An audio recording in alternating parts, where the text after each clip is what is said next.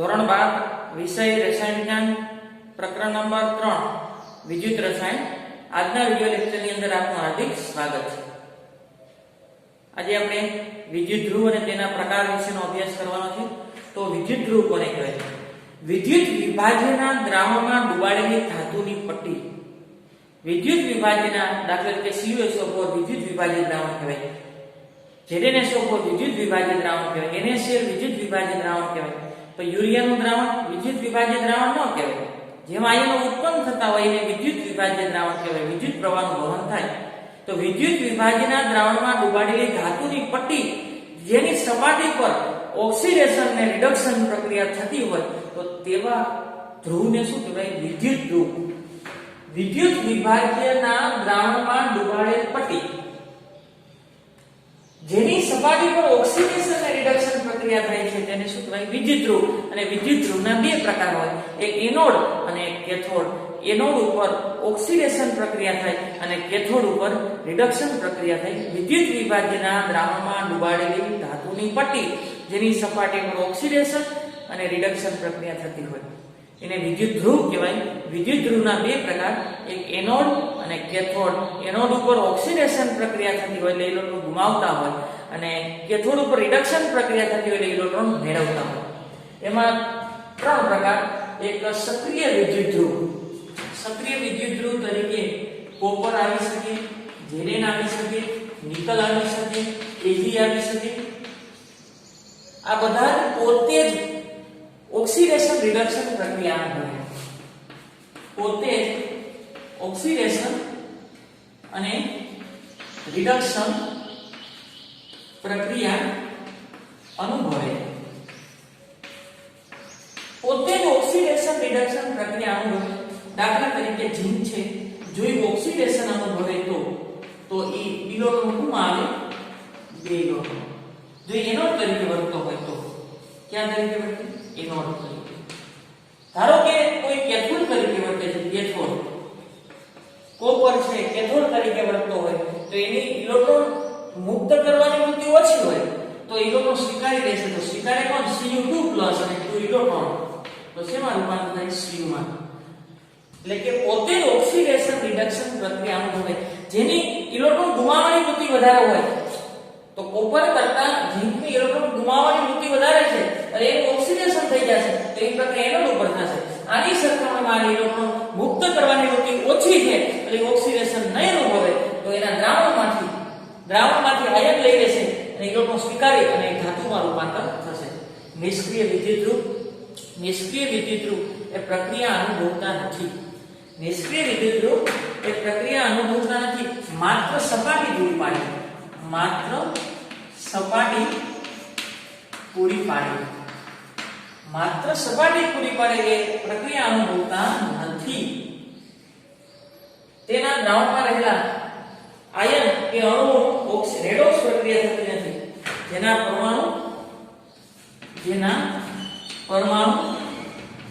કે ion redox પ્રક્રિયા અનુભવતા નથી.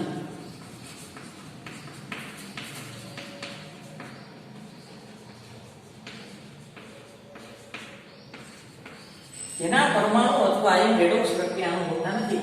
દાખલા તરીકે પ્લેટિનમ. પ્લેટિનમ છે નિષ્ક્રિય વિદ્યુત ધ્રુવ છે જેના પરમાણુ ઓક્સિડેશન રિડક્શન પ્રક્રિયા અનુભવતા નથી. ધારો કે આ એક પાત્ર છે, એની અંદર પ્લેટિનમનો તાર છે. આ પ્લેટિનમ બરોબર એ એનોડ તરીકે વર્તશે અને કેથોડ તરીકે વર્તશે. દાખલા તરીકે દ્રાવણની અંદર કોઈ Fe2+ છે અને એનું રૂપાંતર Fe3+ માં કરવું છે.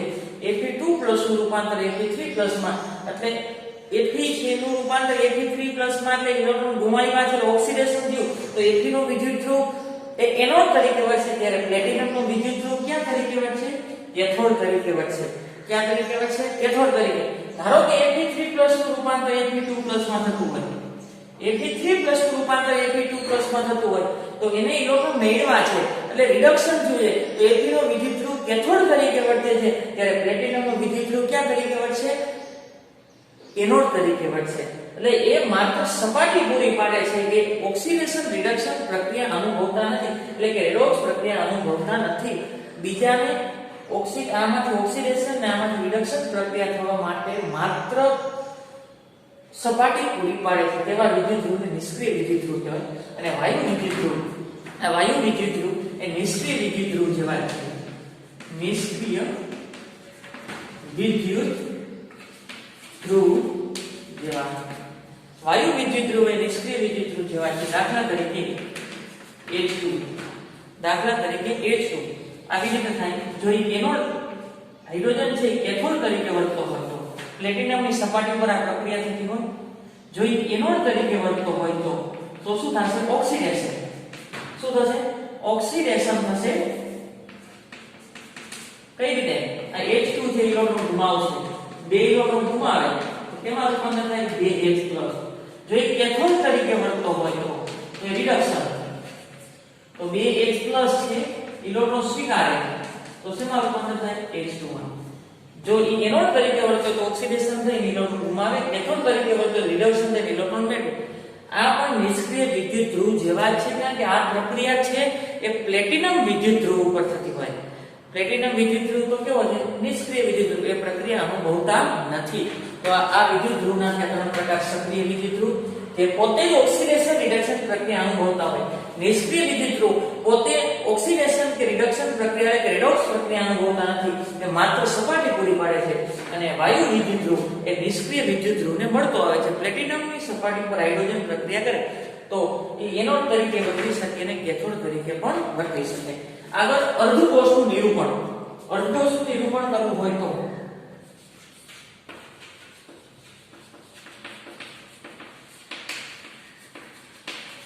જો અર્ધકોષનું નિરૂપણ કરવું હોય તો ધ્યાન રાખજો, અર્ધકોષનું નિરૂપણ આ રીતે કરી શકાય. વિદ્યુત ધ્રુવ અને ઓબ્લિક કરી અને સક્રિય આયન કઈ રીતે કરી શકાય? વિદ્યુત ધ્રુવ ઓબ્લિક કરીને શું લખવાનું? સક્રિય આયન. ધારો કે આ ઝિંક વિદ્યુત ધ્રુવ છે એ કોના સંપર્કમાં છે? ZnSO4 સંપર્કમાં. તો આ રીતે લખી શકાય ઝિંક વિદ્યુત ધ્રુવ છે એ ZnSO4 સંપર્કમાં હોય તેનો સક્રિય આયન કોણ થાય? Zn2+. તો આ અર્ધકોષ થયો. શું થયું? અર્ધકોષનું નિરૂપણ. ધારો કે કોપરના સળિયાને CuSO4 દ્રાવણમાં ડુબાડ્યો હોય તો એનું અર્ધકોષનું નિરૂપણ કરવું હોય તો કોપરના સળિયાને જો મેં CuSO4 દ્રાવણમાં ડુબાડ્યો હોય તો વિદ્યુત ધ્રુવ તરીકે કોણ થાય? કોપર. અને સક્રિય આયન શું થાય? Cu2+. શું થાય? Cu2+. આ રીતે અર્ધકોષનું નિરૂપણ કરી શકાય. અર્ધકોષ એટલે વિદ્યુત ધ્રુવ અને તેને જેના દ્રાવણમાં ડુબાડેલો હોય એને સંયુક્ત રીતે અર્ધકોષ કહેવાય. કોપરને CuSO4 દ્રાવણમાં ડુબાડેલો હોય અને આ રીતે નિરૂપણ કરી શકાય. પણ વાયુ વિદ્યુત ધ્રુવ હોય તો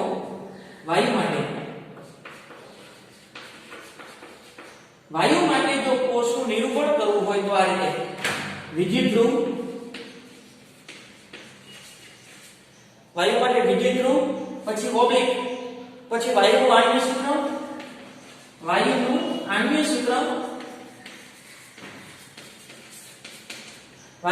સૂત્ર, અને પછી સક્રિય આયન. પછી શું આવે? સક્રિય આયન. ધારો કે વાયુ વિદ્યુત ધ્રુવ તરીકે હાઇડ્રોજન છે, વાયુ વિદ્યુત ધ્રુવ માટે હાઇડ્રોજન છે અને એના વિદ્યુત ધ્રુવ તરીકે પ્લેટિનમ રાખ્યું એટલે નિષ્ક્રિય વિદ્યુત ધ્રુવ.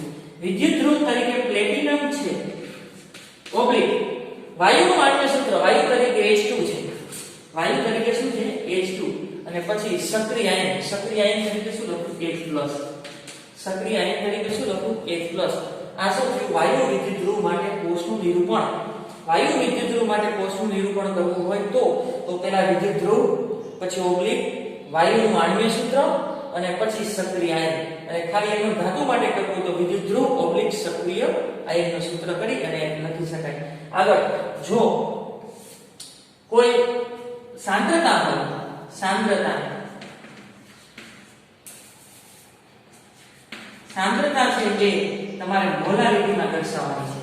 આની સાંદ્રતા છે એ મોલારિટીમાં દર્શાવવાની છે. અને જો કોઈ વાયુ હોય તો દબાણ છે કેમાં દર્શાવવાનું? 12 એકમ. અહીંયા દાખલા તરીકે આ છે સાંદ્રતા છે તો એ મોલારિટીમાં દર્શાવવાની. અને આ વાયુ છે તો એને 12 એકમમાં દર્શાવવાનો છે. એનું દબાણ શેમાં દર્શાવવાનું છે? 12 એકમમાં.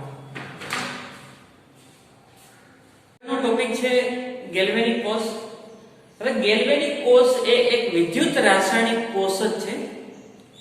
એમાં જે સ્વયંપૂરિત રેડોક્સ પ્રક્રિયા થાય છે, આપમેળે રેડોક્સ પ્રક્રિયા થાય ત્યારે રાસાયણિક ઉર્જાનું વિદ્યુત ઉર્જામાં રૂપાંતર થાય છે. અને આ વિદ્યુત ઉર્જાની મદદથી પંખા, ટ્યુબલાઇટ, પાણીની મોટર, ગીઝર જેવા વિદ્યુતીય ઉપકરણો ચલાવી શકાય છે. તો આ એવા પ્રકારનો વિદ્યુત રાસાયણિક કોષ છે જેમાં સ્વયંપૂરિત રેડોક્સ પ્રક્રિયા, જ્યાં આપમેળે રાસાયણિક પ્રક્રિયા થાય. જો આમાં આપમેળે રાસાયણિક પ્રક્રિયા થાય તો રાસાયણિક ઉર્જાનું વિદ્યુત ઉર્જામાં રૂપાંતર થાય. રેડોક્સ પ્રક્રિયાની રાસાયણિક ઉર્જાને વિદ્યુત ઉર્જામાં પરિવર્તન કરે છે. ગેલ્વેનિક કોષ હોય કે ડેનિયલ કોષ હોય, ડેનિયલ કોષની અંદર ઝિંક વિદ્યુતધ્રુવ, ZnSO4 નું દ્રાવણ, કોપર વિદ્યુતધ્રુવ, CuSO4 નું દ્રાવણ, એ ડેનિયલ નામના વૈજ્ઞાનિકે એનો ઉપયોગ કરેલો. પણ ગેલ્વેનિક કોષ એ આવી ઘણી બધી શ્રેણીઓ રચી શકાય, પણ વિદ્યુતધ્રુવ અને તેનું દ્રાવણ, વિદ્યુતધ્રુવ અને તેનું દ્રાવણ બનાવવાથી આવી ગેલ્વેનિક કોષની, ડેનિયલ કોષની જેમ ઘણી બધી શ્રેણીઓ રચી શકાય. તો એવું કે એ બધી સ્વયંપૂરિત પ્રક્રિયાઓ આપમેળે થાય ત્યારે રાસાયણિક ઉર્જાનું શેમાં રૂપાંતર થાય? વિદ્યુત ઉર્જામાં રૂપાંતર થાય. અને તેમાં રેડોક્સ પ્રક્રિયાની દીઠ ઉર્જાનું એટલે કે ડેલ્ટા G ઋણ મળે, એટલે કે પ્રક્રિયા આપમેળે થાય. એમાંથી ઉત્પન્ન થતી ઉષ્મા એનું જો વિદ્યુત ઉર્જામાં રૂપાંતર કરવામાં આવે, ગેસ ઉર્જાનું વિદ્યુતીય કાર્યમાં રૂપાંતર થાય છે, જેનો ઉપયોગ હીટર, પંખા, ગીઝર, મોટર પંપ ચલાવવામાં વગેરે વિદ્યુતીય સાધનોમાં થાય છે. એટલે કે રાસાયણિક ઉર્જાનું વિદ્યુત ઉર્જામાં રૂપાંતર થાય તો તેની મદદથી ઘણા વિદ્યુતીય ઉપકરણો ચલાવી શકાય. આગળ ડેનિયલ કોષ, આગળના વિડિયો લેક્ચરની અંદર જોયું તે પ્રમાણે આકૃતિ હવે દોરવાની નથી. આકૃતિ હવે તમારે દોરવાની નથી અગાઉથી. આ તો મેં એટલા માટે સમજાવીએ એટલા માટે લખ્યું છે. ઝિંકનો વિદ્યુતધ્રુવ, ZnSO4 નું દ્રાવણ, આ એકને અર્ધકોષ કહેવાય. અર્ધકોષ છે ને કહેવાય વિદ્યુત વિભાજ્યનું દ્રાવણ અને વિદ્યુતધ્રુવ, વિદ્યુત વિભાજ્યનું દ્રાવણ ને વિદ્યુતધ્રુવ એને સંયુક્ત રીતે શું કહેવાય? અર્ધકોષ. તો આના અર્ધકોષને દર્શાવવો હોય તો ઝિંક વિદ્યુતધ્રુવ અને સક્રિય આયન, આની અંદર સક્રિય આયન કોણ છે? Zn2+ ને SO4 2-. તો એમાં સક્રિય આ છે, આ કે પ્રક્રિયાનો હોતો નથી અને Zn2+, આ એક અર્ધકોષ થયો. આ અર્ધકોષને દર્શાવવો હોય તો સક્રિય વિદ્યુતધ્રુવ કોપર અને કોના સંપર્કમાં છે? Cu2+ ને SO4 2-. તો આમાં સક્રિય આયન કોણ થયો? આ તો આ પ્રક્રિયા કરતો નથી તો આ સક્રિય આયન થયો Cu2+ અને કોપર વિદ્યુતધ્રુવ અર્ધકોષ કહેવાય. અને આ ઝિંક અર્ધકોષ, ઝિંક અને તેના સક્રિય આયનના દ્રાવણમાં ડૂબાડી એને સંયુક્ત રીતે શું કહેવાય? અર્ધકોષ. આ એક અર્ધકોષ, આ બે અર્ધકોષ, એનું સંયોગીકરણ યુગ્મથી આખો કોષ પૂર્ણ થાય. આખો કોષ પૂર્ણ થાય અને એમાં કેથોડ, કેથોડને જો કોષને દર્શાવવા માટે સરળ રજૂઆત હંમેશા ડાબી બાજુ, આ કઈ બાજુ? ડાબી બાજુ. આ કઈ બાજુ? જમણી બાજુ. હંમેશા હંમેશા હંમેશા ડાબી બાજુ એનોડ તરીકે એને લેવો. શું લેવો? એનોડ. અને એનોડ કેવો છે? માઈનસ. અને અહીંયા કઈ પ્રક્રિયા થશે? ઓક્સિડેશન. અહીંયા કઈ પ્રક્રિયા થશે? ઓક્સિડેશન. આગળ જમણી બાજુ હંમેશા કેથોડ લેવો. જમણી બાજુ હંમેશા શું લેવું? કેથોડ. અને કેથોડ કેવો છે? માઈનસ. સોરી, આ માઈનસ છે, આ પ્લસ. કેથોડને પ્લસ તરીકે લેવો. તેને આ ધન વિજ્ઞાનની ઘનતા હોય છે. અને કેથોડ પર હંમેશા કઈ પ્રક્રિયા છે? રિડક્શન. કેથોડ ઉપર કઈ પ્રક્રિયા થશે? રિડક્શન. જો તમે બંને દ્રાવણ વચ્ચે ક્ષાર સેતુનો ઉપયોગ કર્યો હોય તો ઊભા લીટા દ્વારા દર્શાવો ક્ષાર સેતુ. અને વિદ્યુતધ્રુવને જોડવા માટે વાહક તારનો ઉપયોગ કરવામાં આવે અને દ્રાવણને જોડવા માટે કોનો ઉપયોગ કરવામાં આવે? ક્ષાર સેતુ. તો વચ્ચેના ભાગમાં ક્ષાર સેતુ, ડાબી બાજુ હંમેશા એનોડ હોવો જોઈએ અને જમણી બાજુ કેથોડ હોવો જોઈએ. કેથોડ હંમેશા પ્લસ છે, એનોડ હંમેશા માઈનસ છે. એનોડ ઉપર ઓક્સિડેશન થશે અને કેથોડ ઉપર રિડક્શન પ્રક્રિયા થશે. કોષને આ રીતે જ આખું ચિત્ર પૂરું થાય ત્યારે સુધી દર્શાવવાનું છે. આકૃતિ દોરવાની નથી, આ તો સમજવા માટે છે. આગળ ડેનિયલ કોષમાં થતી પ્રક્રિયા, આ ઝિંકનો વિદ્યુતધ્રુવ ઓક્સિડેશન અનુભવે છે. Zn2+ તો ઇલેક્ટ્રોન અહીંયા લે છે. એટલે સળિયો છે એ ઋણ વિભારિત થાય છે એટલે એને નેગેટિવ તરીકે દર્શાવ્યો છે. ઝિંક Zn સોલિડ એ શેમાં રૂપાંતર થાય છે Zn2 plus aqueous plus electron. કેટલા ઇલેક્ટ્રોન મુક્ત કરશે? 2. અહીં ઓક્સિડેશન અનુભવ્યું છે એટલે ઓક્સિડેશન અર્ધકોષ કહેવાય. શું કહેવાય? ઓક્સિડેશન અર્ધકોષ. વિદ્યુત ધ્રુવ, આ વિદ્યુત ધ્રુવ અને એને જેના જલીય દ્રાવણમાં ડુબાડેલો હોય એને સંયુક્ત રીતે અર્ધકોષ કહેવાય. પણ આ ઓક્સિડેશન પ્રક્રિયા અનુભવે છે એટલે એને ઓક્સિડેશન અર્ધકોષ તરીકે ઓળખવામાં આવે. સોરી, એનો એનોડ લખી નાખો. એનોડ અને અહીં કેથોડ. કેથોડ. હવે આ ઇલેક્ટ્રોન છે વિદ્યુત વાહક તાર મારફત અહીં આવશે. એટલે દ્રાવણમાંથી કોણ થઈ જશે? Cu2+. તો Cu2+ ને ઇલેક્ટ્રોન આ દ્રાવણમાંથી Cu2+ કેથોડના સળિયા ઉપર આવ્યા. aqueous 2 ઇલેક્ટ્રોન સ્વીકારે છે તો એનું રૂપાંતર Cu માં થાય છે. એ રિડક્શન પ્રક્રિયા થઈ. અર્ધકોષ કોને કહેવાય?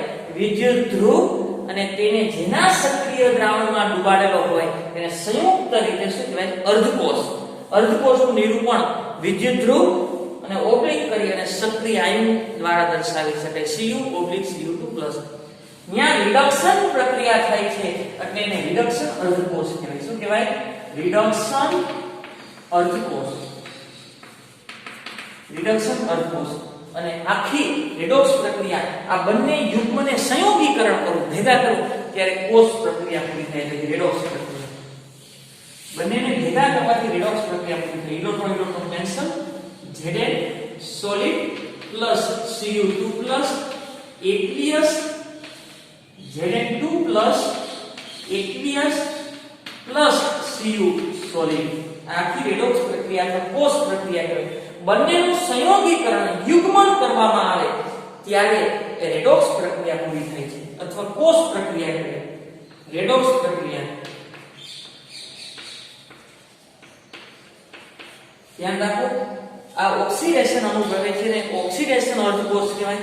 આ રિડક્શન અનુભવે છે ને રિડક્શન અર્ધકોષ કહેવાય. બંનેને ભેગા કરો ત્યારે એને રેડોક્સ પ્રક્રિયા અથવા કોષ પ્રક્રિયા કહેવાય. અહીં કોપર વિદ્યુત ધ્રુવ પર રિડક્શન થાય છે તેને રિડક્શન અર્ધ પ્રક્રિયા કહે છે. કોપર વિદ્યુત ધ્રુવ પર રિડક્શન પ્રક્રિયા થાય છે એટલે એને શું કહેવાય? રિડક્શન અર્ધ પ્રક્રિયા. જ્યારે ઝિંક વિદ્યુત ધ્રુવ પર ઓક્સિડેશન અર્ધ પ્રક્રિયા થાય છે. આ ઝિંક વિદ્યુત ધ્રુવ પર ઓક્સિડેશન પ્રક્રિયા થાય છે તો એને ઓક્સિડેશન અર્ધ પ્રક્રિયા. અને કોપર વિદ્યુત ધ્રુવ પર રિડક્શન પ્રક્રિયા થાય છે એને રિડક્શન અર્ધ પ્રક્રિયા કહેવાય. આ બંને ભાગોને રેડોક્સ યુગ્મ કહે છે. તો બંનેને ભેગું કરી દો એટલે શું કહે? રેડોક્સ યુગ્મ માટે જોડો ત્યારે આખા કોષની રચના થશે. આમ કોપર વિદ્યુત ધ્રુવને રિડક્શન અર્ધકોષ કહેવાય. જો કોપર વિદ્યુત ધ્રુવ રિડક્શન અનુભવે છે તો એને રિડક્શન અર્ધકોષ. અને ઝિંક વિદ્યુત ધ્રુવ પર ઓક્સિડેશન થાય છે તો આને ઓક્સિડેશન અર્ધકોષ કહેવાય અને આને રિડક્શન અર્ધકોષ કહેવાય. જુદા જુદા આવા ધારો કે એને ઝિંક લીધું છે અને કોપર લીધું છે એને બદલે હું Ag લઉં અને AgSO4 નું દ્રાવણ લઉં અને કોપર અને CuSO4 નું. તો આવી રીતે ઘણી બધી ડેનિયલ કોષ દ્વારા ઘણા બધા કોષ વિકસાવી શકે. એવું કે જુદા જુદા અર્ધકોષના સંયોગીકરણથી ડેનિયલ કોષની જેમ ડેનિયલ કોષમાં તો ફિક્સ જ છે. Zn ને ZnSO4 ના દ્રાવણમાં અને કોપર ને CuSO4 ના દ્રાવણમાં ડુબાડેલો છે. પણ આ ગેલ્વેનિક કોષમાં તો તમે જુદી જુદી ધાતુને લઈ અને ઘણા બધા વિદ્યુત વિભાજક કોષની શ્રેણી રચી શકાય. પણ એક શરત યાદ રાખવી, જે ઓક્સિડેશન અનુભવતો હોય એને હંમેશા ડાબી બાજુ રાખવો અને જે રિડક્શન અનુભવતો હોય એને હંમેશા ક્યાં રાખવો? જમણી બાજુ.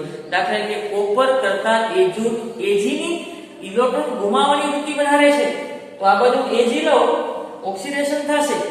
Ag લો તો AgSO4 નું દ્રાવણ અને કોપર લો તો CuSO4 નું દ્રાવણ. ઝિંકના વિદ્યુત ધ્રુવને અહીં ન લઈ શકું કારણ કે ઝિંકના વિદ્યુત ધ્રુવની ઇલેક્ટ્રોન મુક્ત કરવાની વૃત્તિ વધારે છે. તે હંમેશા ઓક્સિડેશન જ અનુભવતો અને ઓક્સિડેશન અનુભવતો હંમેશા કઈ બાજુ રાખવાનો છે? ડાબી બાજુ રાખવાનો. આગળનો ટોપિક છે વિદ્યુત ધ્રુવ પોટેન્શિયલ. વિદ્યુત ધ્રુવ પોટેન્શિયલ. આ વિદ્યુત ધ્રુવ છે કોપર.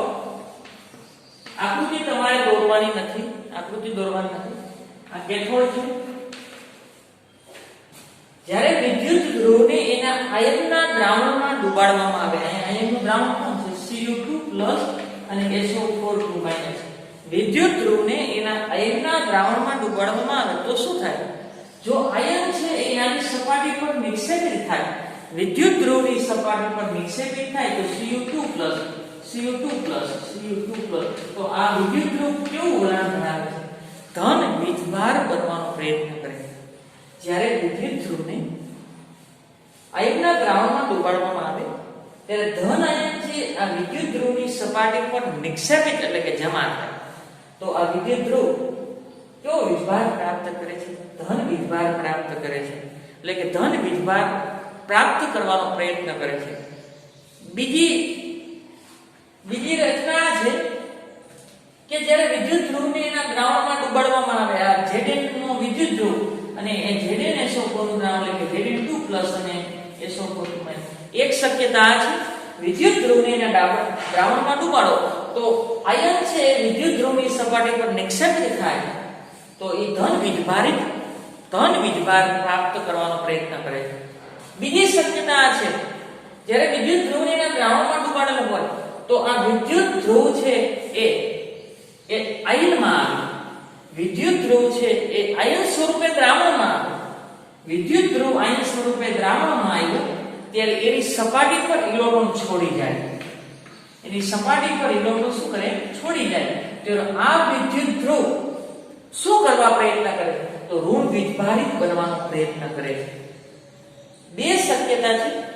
એક તો વિદ્યુત ધ્રુવને આયનના દ્રાવણમાં ડુબાડવામાં આવે ત્યારે વિદ્યુત ધ્રુવ આની સપાટી પર નિક્ષેપિત થાય તો આ વિદ્યુત ધ્રુવ ધન વીજભાર પ્રાપ્ત કરવાનો પ્રયત્ન કરે છે. અને જ્યારે વિદ્યુત ધ્રુવને આયનના દ્રાવણમાં ડુબાડવામાં આવે તો વિદ્યુત ધ્રુવ જો આયન સ્વરૂપે દ્રાવણમાં આવે તો અને ઇલેક્ટ્રોન સપાટી પર છોડી જાય તો વિદ્યુત ધ્રુવની સપાટી પર ઋણ વીજભાર પ્રાપ્ત કરવાનો પ્રયત્ન કરે છે. ત્યારે શું થાય? આ દ્રાવણ છે ને એ ધન વીજભાર પ્રાપ્ત કરે છે અને આ ઋણ. તો ફિઝિક્સમાં તમારે એવું જોયું હશે એક બાજુ પ્લસ વીજભાર હોય અને એક બાજુ માઈનસ વીજભાર હોય. કેપેસિટરમાં આવે, કેપેસિટરમાં ફિઝિક્સની અંદર કેપેસિટરની અંદર એક બાજુ ધન વીજભાર એકઠો થતો હોય અને એક બાજુ ઋણ વીજભાર થતો હોય તો બંનેની વચ્ચે ધન વીજભાર અને ઋણ વીજભાર વચ્ચે પોટેન્શિયલ ઉદ્ભવે. આને વિદ્યુત ધ્રુવ પોટેન્શિયલ કહેવાય. તો અહીં ધન વીજભાર એકઠો થયો, અહીંયા ઋણ. અહીંયા શું થાય છે? અહીં ધન વીજભાર પ્રાપ્ત થયો તો દ્રાવણમાં કયો વીજભાર થયો? ઋણ વીજભાર. તો આ એક બાજુ ધન વીજભાર અને દ્રાવણમાં ઋણ વીજભાર. અહીંયા વિદ્યુત ધ્રુવ પર ઋણ વીજભાર અને દ્રાવણમાં ધન વીજભાર. તો એક બાજુ ધન વીજભાર, એક બાજુ ઋણ વીજભાર. તો આ ધન અને ઋણ વચ્ચે એક પ્રકારનો પોટેન્શિયલ ઉદ્ભવે. આ પોટેન્શિયલને કહેવાય વિદ્યુત ધ્રુવ પોટેન્શિયલ. જો જ્યારે વિદ્યુત ધ્રુવને આયનના બનાવેલા દ્રાવણના સંપર્કમાં લાવવામાં આવે, આની વાત કરે છે, ત્યારે ધાતુ આયન દ્રાવણમાંથી વિદ્યુત ધ્રુવ પર નિક્ષેપિત થાય. આ ધાતુ આયન દ્રાવણમાંથી ક્યાં આવ્યા? વિદ્યુત ધ્રુવ ઉપર. અને તે વિદ્યુત ધ્રુવને ધન વીજભારિત બનવાનો પ્રયત્ન કરાવે. અને આ વીજભાર કેવો છે? કે ધન, જેને કેથોડ તરીકે ઓળખવામાં આવે અને તેની ઉપર રિડક્શન પ્રક્રિયા થાય. તેને કેથોડ કહે છે અને ત્યાં રિડક્શન પ્રક્રિયા થાય છે. બીજી શક્યતા છે તે જ સમયે જ્યારે આ પ્રક્રિયા થતી હોય ત્યારે વિદ્યુત ધ્રુવના ધાતુ પરમાણુ, આ ઝિંક વિદ્યુત ધ્રુવના ધાતુ પરમાણુ એ ક્યાં જાય? આયનમાં જાય દ્રાવણ સ્વરૂપે. ધાતુ પરમાણુ આયન તરીકે દ્રાવણમાં જવાનું વલણ ધરાવે. આ ઝિંક પરમાણુ છે એ આયન સ્વરૂપે દ્રાવણમાં જાય અને વિદ્યુત ધ્રુવ પર ઇલેક્ટ્રોન છોડી જાય છે અને તે શું થાય છે? ઋણ વીજભારિત બનવાનો પ્રયત્ન કરે છે. આ ઋણ વીજભારિત બન્યો એને શું કહે છે? એનોડ કહે છે. અને તેની ઉપર કઈ પ્રક્રિયા થશે? ઓક્સિડેશન પ્રક્રિયા થશે. આ સંતુલન સમયે બંને વિદ્યુત ધ્રુવ પર કાં તો ધન વીજભાર અથવા ઋણ વીજભાર પ્રાપ્ત થાય. આની પર ધન વીજભાર અને આ બાજુ ઋણ વીજભાર પ્રાપ્ત થશે. સંતુલન સમયે દ્રાવણની સાપેક્ષ, આ દ્રાવણ ધન છે તેની સાપેક્ષ ઋણ, આ ઋણ છે તેની સાપેક્ષ આ ધન. સંતુલન દ્રાવણની સાપેક્ષમાં વિદ્યુત ધ્રુવ ધન ભાર કે ઋણ ભાર ધરાવે છે. ધન ભાર અથવા ઋણ વીજભાર પ્રાપ્ત કરે છે. ત્યારે અર્ધકોષમાં, અર્ધકોષ કોને કહેવાય? વિદ્યુત ધ્રુવ અને તેના જલીય દ્રાવણમાં ડૂબાડેલો હોય. વિદ્યુત ધ્રુવ અને તેને જેના જલીય દ્રાવણમાં ડૂબાડેલો હોય એને સંયુક્ત રીતે અર્ધકોષ કહેવાય છે. તો આ એક અર્ધકોષની વાત કરી છે. અર્ધકોષમાં રહેલા વિદ્યુત ધ્રુવ, અર્ધકોષમાં રહેલા વિદ્યુત ધ્રુવ અને વિદ્યુત વિભાજનના દ્રાવણ વચ્ચે પોટેન્શિયલ, આ વિદ્યુત વિભાજનનું દ્રાવણ, વિદ્યુત ધ્રુવ અને વિદ્યુત વિભાજનના દ્રાવણ વચ્ચે એક પ્રકારનો પોટેન્શિયલ ઉદ્ભવે છે, એને વિદ્યુત ધ્રુવ પોટેન્શિયલ કહેવાય. આ કેવું છે? વિદ્યુત ધ્રુવ ઋણ વીજભાર અને આ ધન વીજભાર, એની વચ્ચે એક પ્રકારનો પોટેન્શિયલ ઉદ્ભવે તેને કહેવાય વિદ્યુત ધ્રુવ પોટેન્શિયલ. ફરીથી વિદ્યુત અર્ધકોષમાં વિદ્યુત ધ્રુવ અને વિદ્યુત વિભાજનના દ્રાવણ વચ્ચે એક પ્રકારનો પોટેન્શિયલ ઉદ્ભવે તેને કહેવાય વિદ્યુત ધ્રુવ પોટેન્શિયલ. આ એક અર્ધકોષ છે, આ વિદ્યુત ધ્રુવ અને આ વિદ્યુત વિભાજનનું દ્રાવણ, આ ધન વીજભાર છે, ઋણ વીજભાર છે, કે આયનો અહીંયા આવ્યા ઋણ વીજભારિત છે. તો આ વિદ્યુત ધ્રુવ અને વિદ્યુત વિભાજનના દ્રાવણ વચ્ચે એક પ્રકારનો પોટેન્શિયલ ઉદ્ભવે તેને શું કહેવાય? વિદ્યુત ધ્રુવ પોટેન્શિયલ. જો આ બંને દ્રાવણની સાંદ્રતા 1 મોલર હોય, 1 મોલર દ્રાવણની સાંદ્રતા, અર્ધકોષમાં સંકળાયેલા આયનની સાંદ્રતા 1 મોલર હોય અને તાપમાન જો 298 કેલ્વિન હોય, તાપમાન જો 298 કેલ્વિન હોય તો વિદ્યુત ધ્રુવ પોટેન્શિયલને પ્રમાણિત વિદ્યુત ધ્રુવ પોટેન્શિયલ કહેવાય. શું કહેવાય? પ્રમાણિત. આ પોટેન્શિયલ ને E0 સોરી, આને E0 E-cell કહેવાય. શું કહેવાય? E-cell કહેવાય. સોરી, અર્ધકોષ વિદ્યુત ધ્રુવ પોટેન્શિયલ અર્ધકોષ. પણ જો દ્રાવણની સાંદ્રતા 1 મોલર હોય, તાપમાન 298 કેલ્વિન હોય તો આ વિદ્યુત ધ્રુવ પોટેન્શિયલને પ્રમાણિત વિદ્યુત ધ્રુવ પોટેન્શિયલ, એટલે કે માથે 0 લખી નાખવાનો, પ્રમાણિત એટલે કે ચોક્કસ સાંદ્રતા અને ચોક્કસ તાપમાને પોટેન્શિયલ ઉદ્ભવે તેને શું કહેવાય? પ્રમાણિત અર્ધકોષ પોટેન્શિયલ. પોટેન્શિયલના બે પ્રકાર, કારણ કે અર્ધકોષ 2 પ્રકારના, એક ઓક્સિડેશન અર્ધકોષ અને એક રિડક્શન અર્ધકોષ. તો તેના આ વિદ્યુત ધ્રુવ પોટેન્શિયલના 2 પ્રકાર. એક ઓક્સિડેશન પોટેન્શિયલ, એને આ રીતે દર્શાવાય E0 એટલે કે પ્રમાણિત ઓક્સિડેશન અને E0 રિડક્શન. પ્રમાણિત એટલે કે સાંદ્રતા 1 મોલર અને તાપમાન 298 કેલ્વિન. અને ઓક્સિડેશન પોટેન્શિયલ કે ઓક્સિડેશન પોટેન્શિયલ એટલે ઇલેક્ટ્રોન મુક્ત કરવાની વૃત્તિ, ઇલેક્ટ્રોન મુક્ત કરવાની વૃત્તિ.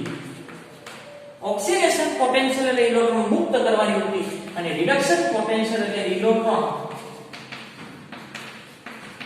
સ્વીકારવાની. ઓક્સિડેશન પોટેન્શિયલ એટલે ઇલેક્ટ્રોન મુક્ત કરવાની વૃત્તિ અને રિડક્શન પોટેન્શિયલ એટલે ઇલેક્ટ્રોન સ્વીકારવાની વૃત્તિ. અને અર્ધકોષ પોટેન્શિયલ કોને કહેવાય? વિદ્યુત ધ્રુવ અને વિદ્યુત વિભાજન દ્રાવણ વચ્ચે પોટેન્શિયલ ઉદ્ભવે અર્ધકોષની અંદર. પછી ઓક્સિડેશન અર્ધકોષ હોય તો એના વિદ્યુત ધ્રુવ અને એના દ્રાવણ વચ્ચે જે પોટેન્શિયલ ઉત્પન્ન થાય ને એને ઓક્સિડેશન પોટેન્શિયલ કહેવાય. પણ તમારો અર્ધકોષ રિડક્શન અર્ધકોષ હોય એટલે કે જ્યાં રિડક્શન પ્રક્રિયા થતી હોય તો એના વિદ્યુત ધ્રુવ અને એના વિદ્યુત વિભાજ્ય દ્રાવણ વચ્ચે જે પોટેન્શિયલ ઉત્પન્ન થાય એને રિડક્શન પોટેન્શિયલ કહેવાય. અને પ્રમાણિત હોય તો સાંદ્રતા 1 મોલર અને તાપમાન 298. અને જો વાયુ હોય તો સાંદ્રતાને બદલે દબાણ 1 બાર હોવું જોઈએ. આગળ આપણે રિડક્શન અને આ રીતે પણ દર્શાવી શકીએ. દાખલા તરીકે ઓક્સિડેશન પ્રક્રિયા અનુભવતા હતા ડેનિયલ કોષની અંદર, તો એને આ રીતે દર્શાવી શકીએ E0 Zn2 પ્લસ. આને શું કહેવાય? Oxidation potential. ઈ કેમ ખબર પડે ઓક્સિડેશન થયું? આનો ઓક્સિડેશન આ 0 છે, આનો ઓક્સિડેશન આ +2. એટલે ઓક્સિડેશન આંકમાં વધારો થયો તો આ ઓક્સિડેશન પ્રક્રિયા છે તો એના પોટેન્શિયલને શું કહેવાય? ઓક્સિડેશન પોટેન્શિયલ અથવા E0 ઓક્સિડેશન છે. બરોબર, આ ઓક્સિડેશન પોટેન્શિયલ થયો. આગળ E0 Cu2 plus. Copper oxidation આ 0 +2, ઓક્સિડેશન આ +2. ઓક્સિડેશન આંકમાં વધારો થાય છે તો એને ઓક્સિડેશન કહેવાય. તો એના પોટેન્શિયલ ઓક્સિડેશન પોટેન્શિયલ. તો E0 ઓક્સિડેશન પોટેન્શિયલ જ છે. પછી આવું હોય તો E0 Zn2 પ્લસ અને Zn અને E0 Cu2 પ્લસ અને Cu. તો +2 માંથી 0 એટલે ઓક્સિડેશન આંકમાં ઘટાડો થયો અને ઓક્સિડેશન આંકમાં ઘટાડો થાય તો રિડક્શન પ્રક્રિયા થાય તો એના પોટેન્શિયલને E0 રિડક્શન પોટેન્શિયલ કહેવાય. શું કહેવાય? E0 reduction potential. +2 માંથી 0 +2 માંથી 0 એટલે કે દ્રાવણ Cu2+ નું હોય અને Cu માં રૂપાંતર થતું હોય તો એ રિડક્શન પ્રક્રિયા થાય તો એમાં ઉદ્ભવતા પોટેન્શિયલને રિડક્શન પોટેન્શિયલ કહેવાય. E0 reduction potential. ઓક્સિડેશન અર્ધકોષ હોય તો એને ઓક્સિડેશન પોટેન્શિયલ અને રિડક્શન અર્ધકોષ હોય તો એના વિદ્યુત ધ્રુવ અને એના વિદ્યુત વિભાજ્ય દ્રાવણ વચ્ચે ઉત્પન્ન થતા પોટેન્શિયલને રિડક્શન પોટેન્શિયલ તરીકે ઓળખવામાં આવે છે. ચલો ભાઈ, કોષનો EMF એટલે શું? કોષનો EMF તો કે કેથોડ અને એનોડના વિદ્યુત ધ્રુવ વચ્ચેના રિડક્શન પોટેન્શિયલના તફાવતને કેથોડનો રિડક્શન પોટેન્શિયલ અને એનોડના રિડક્શન પોટેન્શિયલના તફાવતને કોષ પોટેન્શિયલ કહે છે. જો રિડક્શન અર્ધકોષ હોય, ધ્યાન રાખજો, રિડક્શન અર્ધકોષ હોય તો એના પોટેન્શિયલને રિડક્શન પોટેન્શિયલ કહેવાય. ઓક્સિડેશન પોટેન્શિયલ હોય તો એના પોટેન્શિયલને ઓક્સિડેશન પોટેન્શિયલ હોય પોટેન્શિયલ કહેવાય. ફરીથી, જો રિડક્શન અર્ધકોષ હોય તો વિદ્યુત ધ્રુવ અને વિદ્યુત વિભાજનના દ્રાવણ વચ્ચે પોટેન્શિયલ ઉદ્ભવે તેને વિદ્યુત ધ્રુવ પોટેન્શિયલ કહેવાય. અને રિડક્શન થતી હોય તો રિડક્શન વિદ્યુત ધ્રુવ પોટેન્શિયલ અને ઓક્સિડેશન પ્રક્રિયા થતી તો ઓક્સિડેશન પોટેન્શિયલ. અને કોષ પોટેન્શિયલ ક્યારે કહે? આખું કોષની રચના બે વિદ્યુત ધ્રુવ, બે અર્ધકોષ ભેગા થાય તો અને બે અર્ધકોષના પોટેન્શિયલને કોષ પોટેન્શિયલ કહેવાય. અને આ કોષ પોટેન્શિયલને EMF કહેવાય. એટલે ઇલેક્ટ્રોમોટિવ ફોર્સ અથવા વિદ્યુત ચાલક બળ. ફરીથી, બે અર્ધકોષ ભેગા થાય ત્યારે સંયુક્ત કોષની રચના થાય અને આ બે કોષ વચ્ચેના પોટેન્શિયલના તફાવત પણ પોટેન્શિયલ બે પ્રકારના હોય. એક ઓક્સિડેશન પોટેન્શિયલ અને રિડક્શન પોટેન્શિયલ. તો આપણે રિડક્શન પોટેન્શિયલના તફાવતને શું કહેવાય? કોષ પોટેન્શિયલ. અને જો પ્રમાણિત હોય તો એને પ્રમાણિત કોષ પોટેન્શિયલ કહેવાય. કેથોડ માઇનસ એનોડ, કેથોડ અને એનોડના રિડક્શન પોટેન્શિયલના તફાવતને કોષ પોટેન્શિયલ કહેવાય અને તેને જ કોષનું EMF કહેવાય, ઇલેક્ટ્રોમોટિવ ફોર્સ અથવા તો વિદ્યુત ચાલક બળ. કેથોડ અને એનોડના વિદ્યુત ધ્રુવ વચ્ચેના રિડક્શન પોટેન્શિયલના તફાવતને કોષ પોટેન્શિયલ કહે છે અને તેને જ કોષનું ઇલેક્ટ્રોમોટિવ ફોર્સ કહે છે. તફાવત ઈ સેલ આપણે સાંકેતિક નિરૂપણ કરતા હતા તે હંમેશા આ બાજુ શું લેતા? Right side.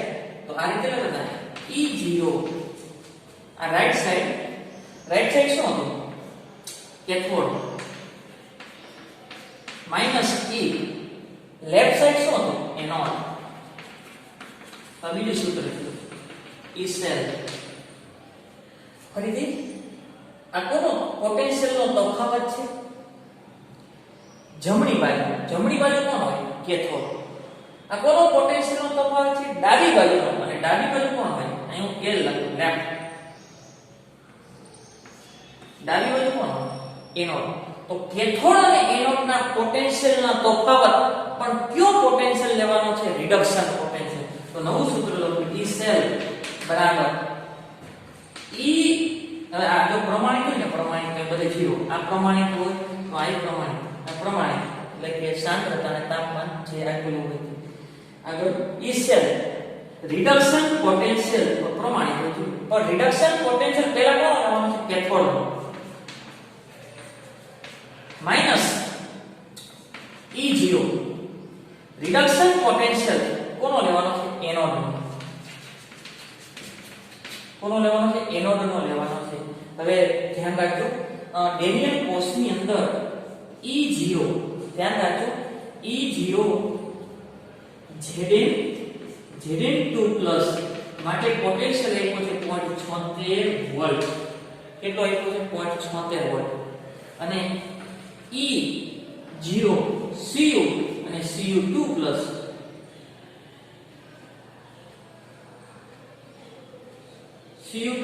અને Cu આ રિડક્શન પોટેન્શિયલ છે 1.34 વોલ્ટ. હવે ધ્યાન રાખજો, Zn નું રૂપાંતર Zn2+ માં થાય છે એટલે એ આ છે E0 કયો પોટેન્શિયલ છે ઓક્સિડેશન કયો પોટેન્શિયલ છે ઓક્સિડેશન Cu2+ નું રૂપાંતર Cu માં થાય છે એટલે E પોટેન્શિયલ છે કયો છે રિડક્શન પોટેન્શિયલ E પોટેન્શિયલ છે કયો છે રિડક્શન પોટેન્શિયલ છે રિડક્શન પોટેન્શિયલ આ છે હવે આપણે જોઈએ છે રિડક્શન પોટેન્શિયલ તો યાદ રાખજો ઓક્સિડેશન પોટેન્શિયલ હોય એના કરતા રિડક્શન પોટેન્શિયલ આનો રિડક્શન પોટેન્શિયલ લખું આનો રિડક્શન પોટેન્શિયલ લખું તો E0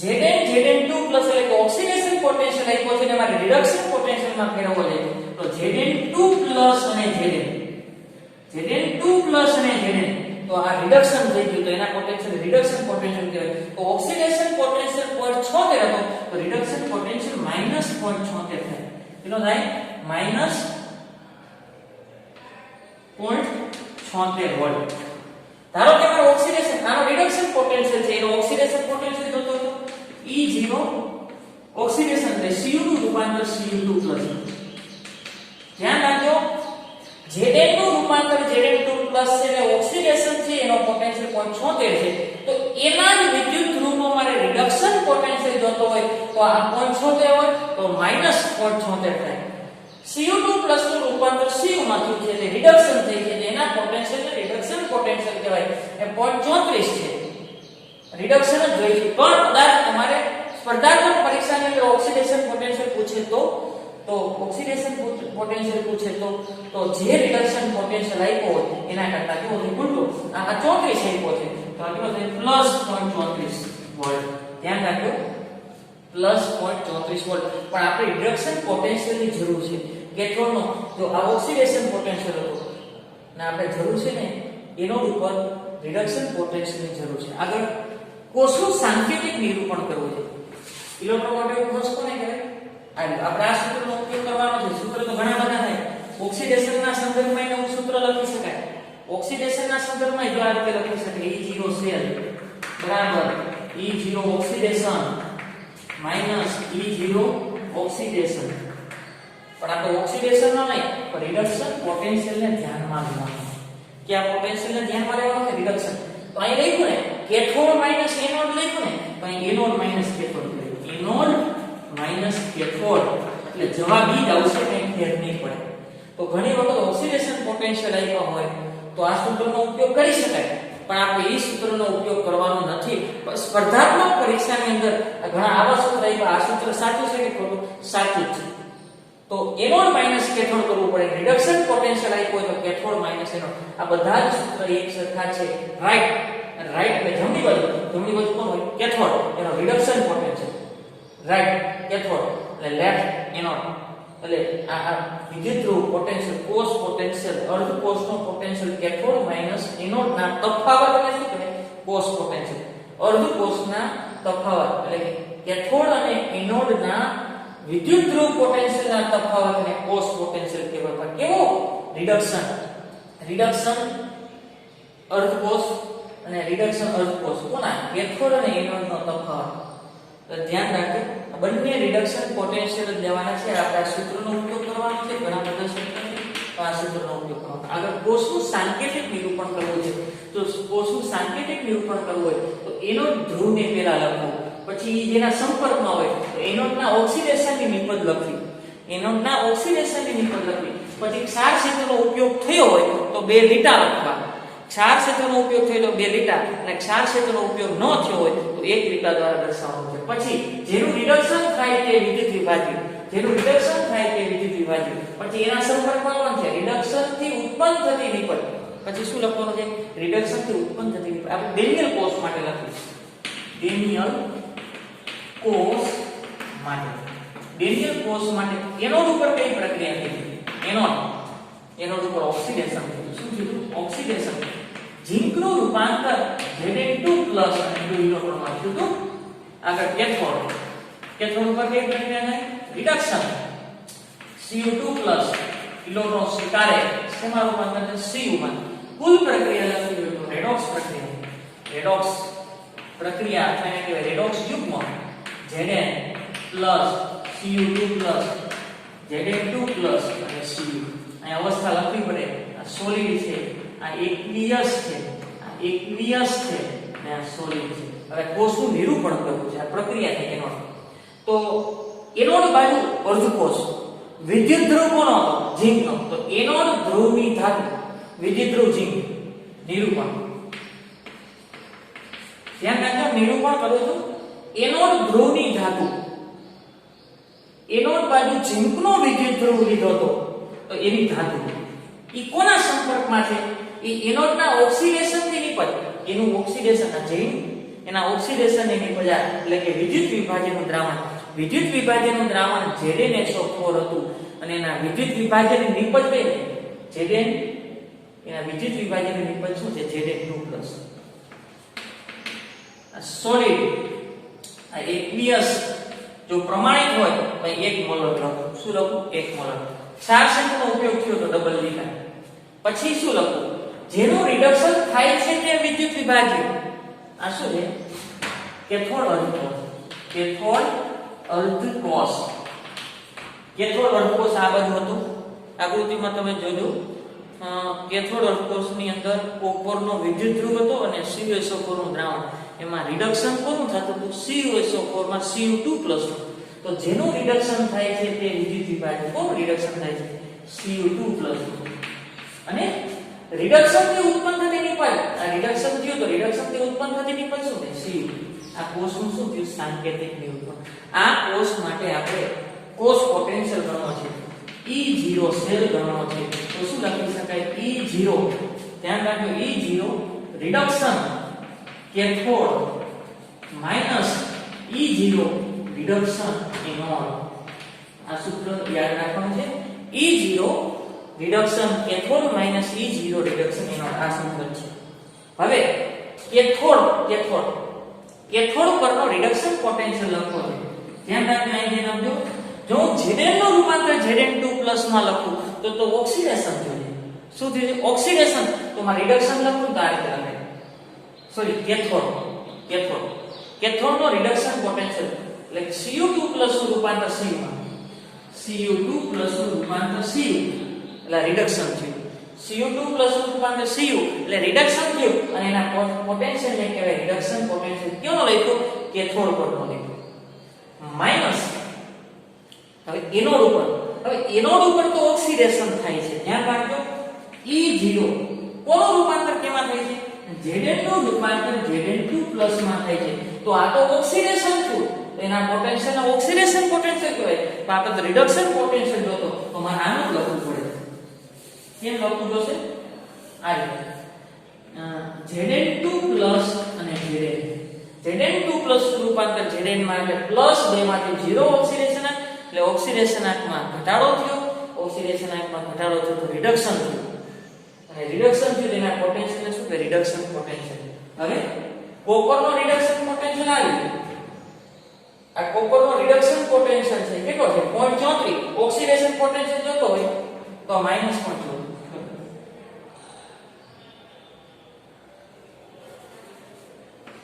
-0.34 છે. આ એનો રિડક્શન પોટેન્શિયલ છે 0.34 અને ઓક્સિડેશન પોટેન્શિયલ જોતો હોય તો -0.34. આનો ઓક્સિડેશન પોટેન્શિયલ જેનો રિડક્શન પોટેન્શિયલ જોતો તો -0.34. ઉલટા રીતે જોજો, કોપરનો રિડક્શન પોટેન્શિયલ Cu2+ નું રૂપાંતર Cu માં એટલે રિડક્શન પોટેન્શિયલ છે. Cu નું રૂપાંતર Cu2+ માં ઓક્સિડેશન પોટેન્શિયલ. આપણે રિડક્શન ની જરૂર છે તો આ 0.34 માઈનસ આગળ Zn નું રૂપાંતર Zn2+ એટલે આ પોટેન્શિયલ ઓક્સિડેશન પોટેન્શિયલ જો કેટલો છે? 0.74. પણ આપણે કેનો જોતો છે? રિડક્શન પોટેન્શિયલ જોતો છે. એટલે Zn+ નું રૂપાંતર Zn માં આઈકો છે ઓક્સિડેશન અને જોઈ છે રિડક્શન પોટેન્શિયલ. તો જેટલો જેવી નિશાની મેને કાઢો ત્યાં પ્લસ હતો તો કેવો થાય? માઈનસ. -0.76 એટલે આવું થશે 0.34 પ્લસ 0.76 એટલે આનો જવાબ છે 1.1 વોલ્ટ. એટલે લેનિયર કોષ દ્વારા ઉત્પન્ન થતો વોલ્ટેજ કેટલો હોય? 1.1 વોલ્ટ. આ ધ્યાન રાખજો, આ સૂત્રનો ઉપયોગ કરવાનો છે. કેથોડ માઈનસ એનોડ સાંકેતિક નિરૂપણની અંદર પેલા ધાતુ એનોડ પરની ધાતુ અહીંયા લખવાનું, અહીંયા માઈનસ લખવાનું, માઈનસ એટલે એનોડ અને જમણી બાજુ શું લખે? કેથોડ એટલે કે પ્લસ. જમણી બાજુ કેથોડ એટલે પ્લસ એટલે કેથોડ અર્ધકોષ, આ બાજુ ધાતુ, અહીંયા ધાતુ, અહીંયા વિદ્યુત વિભાજક, અહીંયા વિદ્યુત વિભાજક. ક્ષાર ક્ષેત્રનો ઉપયોગ કર્યો હોય તો ડબલ લીટા, અને ક્ષાર ક્ષેત્રનો ઉપયોગ ન કર્યો હોય તો સિંગલ લીટા. ફરીથી આ કયો ભાગ છે? ડાબી બાજુનો ભાગ છે એનોડ છે, એનોડને માઈનસ તરીકે દર્શાવવાનો, એનોડ અર્ધકોષ લખવાનો, પછી ક્ષાર ક્ષેત્ર ને આ બાજુ કેથોડ અર્ધકોષ. તો અહીંયા ઓક્સિડેશન પ્રક્રિયા થાય છે તો Zn નું રૂપાંતર Zn+2 માં. કેથોડ બાજુ કઈ પ્રક્રિયા થતી? રિડક્શન. તો આ યાની લખવાનું Cu2+ રૂપાંતર Cu, Cu2+ રૂપાંતર Cu. અહીંથી જ કન્ટિન્યુ એનોડ ભાગ છે, ડાબી બાજુ લખવામાં આવે, અહીંયા ઓક્સિડેશન થાય, Zn નું રૂપાંતર Zn2+ જો. પછી ક્ષાર ક્ષેત્રનો ઉપયોગ થયો, પછી Cu2+ રૂપાંતર Cu માં. આ પ્રક્રિયા ક્યાં થાય? કેથોડ. એને હંમેશા ક્યાં લખવું? જમણી બાજુ. એને હંમેશા ક્યાં લખવું? જમણી બાજુ.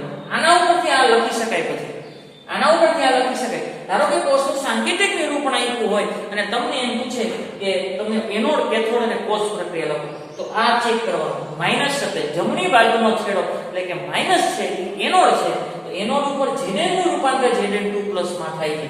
આ ઉલટી લખી શકાય.